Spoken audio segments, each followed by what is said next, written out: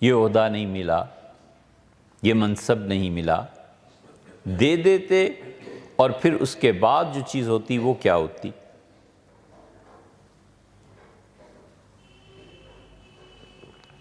مثنوی میں مولانا روم نے ایک جگہ اس پہ بحث کی ہے کہ فرعون کیسے بنا، اور فرضی قصہ ہے، حقیقت نہیں ہے۔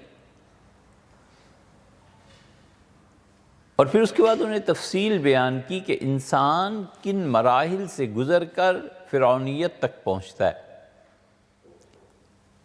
اور پھر ایک جگہ فرمایا کہ نفس مارا کم تر از فرعون نیست، یہ جو ہمارا نفس ہے نا یہ فرعون سے کم نہیں ہے، لیک اورعون ماراعون نیست، فرق اتنا سا ہے کہ اسے حکومت میسر تھی اور میرے پاس حکومت نہیں۔ اگر حکومت میرے پاس آتی تو میں کوئی فرعون سے کم بدتر آدمی ہوتا، میں بھی وہی کچھ کرتا جو فرعون کرتا رہا۔ حق کی مخالفت، سچائی کی مخالفت، خوشامد، جو ہر فیصلے کو اس طرح سے کرے کہ اگر کوئی اسے چیلنج کرے گا ختم کر دیں گے، مار دیں گے، اور نہیں جانتے کہ ان جملوں کا انجام کتنا برا ہے۔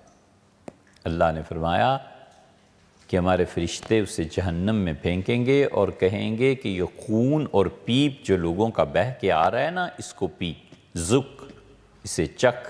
انک انت العزیز الکریم۔ تمہارا دعویٰ تھا دنیا میں اپنے متعلق کہ تم بالکل چھا گئے ہو، غالب ہو، اور عزت صرف تمہاری ہے۔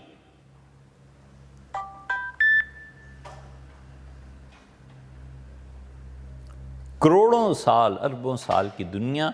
اور اس میں ایک آدمی 5 7 10 سال کے لیے، فرعون نے کتنی، اسی لیے تو اختلاف ہے اس میں بھی مفسرین کا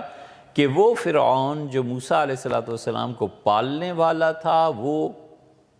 ایک الگ شخصیت تھی، اور وہ ہجرت کر گئے، اور ہجرت کے بعد